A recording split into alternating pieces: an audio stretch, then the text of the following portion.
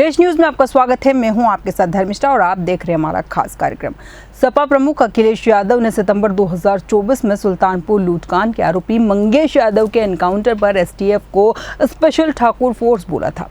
अब उन्होंने चित्रकूट, जालौन, मैनपुरी, प्रयागराज, आगरा के थानों में पीडी यानी पिछड़ा दलित अल्पसंख्यक से ज्यादा ठाकुर थाना अध्यक्षों और एसएचओ की तैनाती का दावा कर भाजपा को घेरने की रणनीति बनाई है।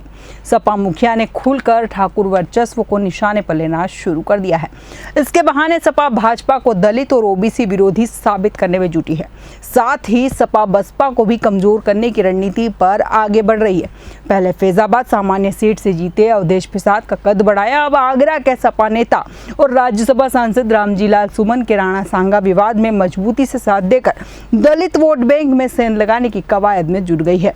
अखिलेश यादव की इस बदली रणनीति से पार्टी को कितना फायदा होगा, एक्सपर्ट के नजरिए से सपा के पीडीए फार्मूले से भाजपा बसपा को कितना नुकसान होगा। 2022 के विधानसभा चुनाव में पहली बार पीडीए का नारा सपा की ओर से दिया गया। हालांकि परिणाम आया तो पीडीए का दाव नहीं चला। चुनाव के बाद सपा गठबंधन में विधानसभा चुनाव लड़े दो महत्वपूर्ण दल सुभाषपा और रालोद भाजपा से जा मिले। हालांकि सपा पीडीए की रणनीति पर ही आगे बढ़ती रही। सपा पहले सर्वसमावेशी लाइन पर चल रही थी, लेकिन भाजपा की आक्रामक हिंदुत्व राजनीति और बसपा की निष्क्रियता ने उसे नया मार्ग पीडीए दिखा दिया। अब सपा पीडीए को एक मंच पर लाकर भाजपा और बसपा दोनों के पर उतरना चाहती है। 2024 के लोकसभा चुनाव में सपा को इसका फायदा भी मिल चुका है। तब कांग्रेस के साथ गठबंधन में सपा ने सूबे की 37 सीटें जीती थी और सपा के जीते सांसदों में 86% पीडीए से आते हैं। प्रदेश की 17 सुरक्षित सीटों में सपा गठबंधन ने 8 जीते हैं। इनमें सपा को 7 और कांग्रेस को 1 सीट पर जीत मिली है। भाजपा 8 और 1 सीट आजाद समाज पार्टी यानी कांशीराम के चंद्रशेखर जीतने में सफल रहे। बसपा को एक भी सीट नहीं मिली, उसका वोट बैंक भी 9.34% पर आ गया। बसपा के वोट बैंक में सेंध लगाने की रणनीति पर बढ़ रही सपा दलित पॉलिटिक्स की पीच पर आक्रामक रणनीति के साथ उतरी है। सपा ने पहले अवधेश प्रसाद के सहारे और जाटव वोट पर फोकस किया। अब राणा सांगा विवाद में रामजी लाल सुमन के पीछे खड़े होकर जाटव वोट बैंक पर निगाहें जमा दी है। सपा ने 2024 लोकसभा में कांग्रेस गठबंधन के साथ 17 सुरक्षित सीटों के अलावा फैजाबाद और मेरठ की सामान्य सीटों पर दलित प्रत्याशी उतारे और सपा की यह रणनीति कारगर रही। फैजाबाद की प्रतिष्ठित सीट पर सपा प्रत्याशी वगैर जाटव दलित अवधेश प्रसाद जीत गए। वहीं मेरठ सीट सिर्फ 10,500 वोटों से सपा हारी थी। फैजाबाद सीट जीतने के बाद सपा ने अवधेश प्रसाद का कद बढ़ाते हुए उन्हें पार्टी के प्रमुख नेताओं में स्थान दिया। संसद में अखिलेश यादव के साथ अग्रिम पंक्ति में बैठाए गए। दलितों के मुद्दे पर अवधेश प्रसाद हमेशा से मुखर रहते। अब सपा ने पश्चिम में रामजी लाल सुमन का कद बढ़ाकर बसपा के दलित वोटरों में कोर वोट बैंक के तौर पर शामिल जाटवों को साधने की रणनीति बनाई है। रामजी लाल के बहाने सपा को दोहरा फायदा होता दिख रहा है। राणा सांगा पर उनके विवादित बयान और इस पर करणी सेना सहित क्षेत्रीय संगठनों के प्रदर्शन ने पूरी लड़ाई दलित बनाम क्षत्रिय की कर दी है और दलित सांसद के पक्ष में मजबूती से खड़ा दिखाकर सपा पश्चिम के जाटव दलितों को अपनी ओर आकर्षित कर बसपा को कमजोर करने की रणनीति पर आगे बढ़ रही है। वहीं क्षत्रियों को भाजपा से जोड़कर भाजपा को दलित विरोधी साबित करने में जुटी है। मतलब साफ है कि बसपा से छिटक रहे दलित वोट बैंक भाजपा की बजाय पूरी तरह से सपा के पाले में आ गए और प्रदेश में रामजी लाल सुमन के बयान के बाद से अखिलेश दलित कार्ड खेलकर अनुसूचित जाति के वोट बैंक को साधने में जुटे हैं। इस कवायद ने बसपा सुप्रीमो मायावती की बेचैनी बढ़ा दी है। यही कारण है कि मायावती ने 19 अप्रैल को एक्स पर बयान जारी कर सपा को घोर जातिवाद बताया था। कहा कि सपा के पिछले कृत्यों के लिए उसे माफ करना असंभव है। राजनीतिक विश्लेषक मानते हैं कि पश्चिमी यूपी में आगरा दलित राजनीति का बड़ा केंद्र है और करणी सेना के रामजी लाल सुमन के खिलाफ तलवारें लहराने के बाद से दलित वोट बैंक की भाजपा से नाराजगी है। ऐसे में अखिलेश ने रामजी लाल सुमन से आगरा में मुलाकात कर दलित वोट बैंक को बड़ा संदेश दिया है। अखिलेश की इसी सक्रियता ने बसपा की बेचैनी बढ़ा दी है और मायावती की चिंता है कि लोकसभा चुनाव की तरह दलित वोट बैंक फिर सपा की ओर शिफ्ट न हो जाए। यही वजह है कि वह एकाएक सपा पर हमलावर हो गई है। मायावती ने 2 जून 1995 गेस्ट हाउस कांड का जिक्र कर सपा पर विश्वासघात करने, बसपा नेतृत्व पर जानलेवा हमला कराने और प्रमोशन में आरक्षण का बिल संसद में फाड़ने जैसे कई आरोप लगाकर दलित वोटरों को सहेजने में जुटी है। उन्होंने बहुजन समाज पार्टी के संतों, गुरुओं और महापुरुषों के सम्मान में बनाए गए नए जिले, पार्क, शिक्षण और मेडिकल कॉलेजों का नाम सपा द्वारा बदलने का मामला भी उठाया। उन्होंने बहुजन समाज के लोगों को सपा से सावधान रहने के लिए आगाह भी किया। और मायावती का कहना है कि कांग्रेस और भाजपा की तरह सपा भी अपनी नियति और नीति में खोट, द्वेष के कारण कभी भी दलितों, बहुजनों की सच्ची हितैषी नहीं हो सकती, लेकिन इनके वोटों के स्वार्थ की खातिर लगातार छलावा करती रहेगी।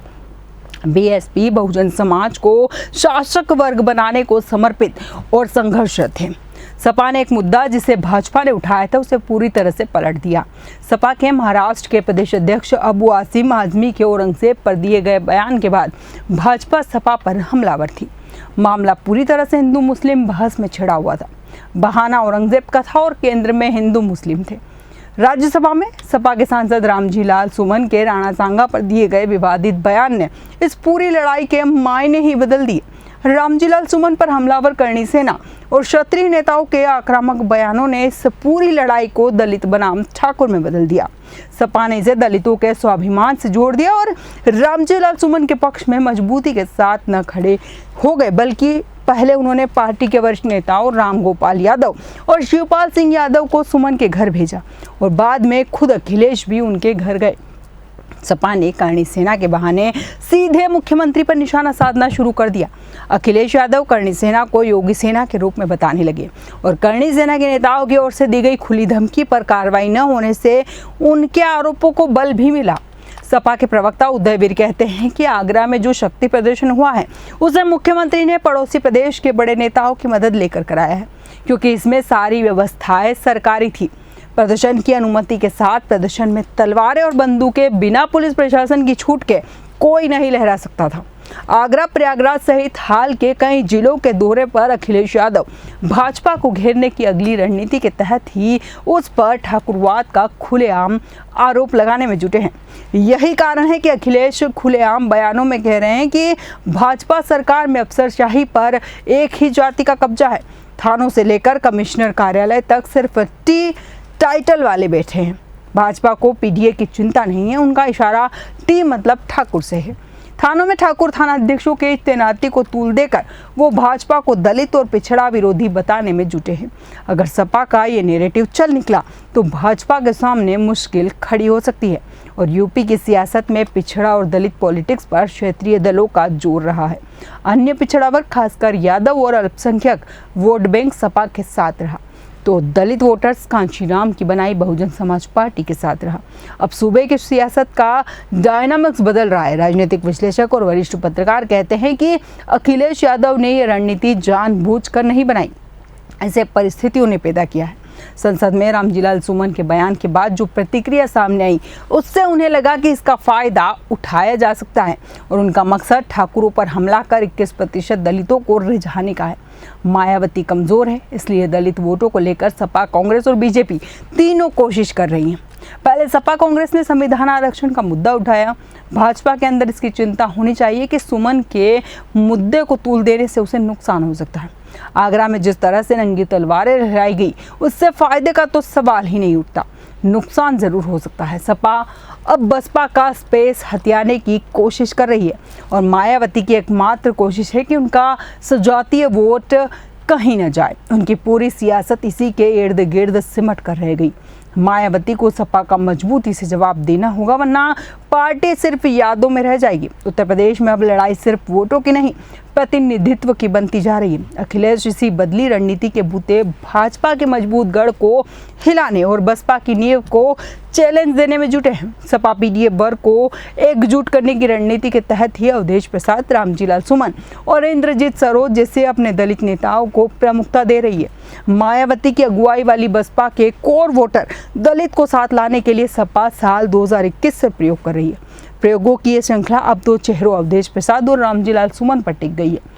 मायावती के वोट बैंक में सेंध लगाने के लिए पार्टी ने पहले अवधेश प्रसाद का कद बढ़ाया और अब राणा सांगा विवाद में रामजीलाल सुमन का साथ देकर सपा ने यह संदेश दे दिया है कि पार्टी दलित पॉलिटिक्स की पिच पर आक्रामक रणनीति के साथ आगे बढ़ेगी।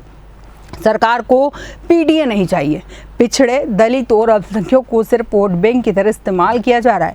सत्ता में हिस्सेदारी देने की कोई मंशा नहीं है। लखनऊ के एक कार्यक्रम में अखिलेश ने मुख्यमंत्री योगी पर हमला बोलते हुए कहा कि राज्यों को सरकार नहीं, एक जाति विशेष का प्रशासनिक तंत्र चला रहा है। कानून व्यवस्था, विकास और नियुक्तियों से लेकर तबादलों तक में जातिगत संतुलन नहीं है।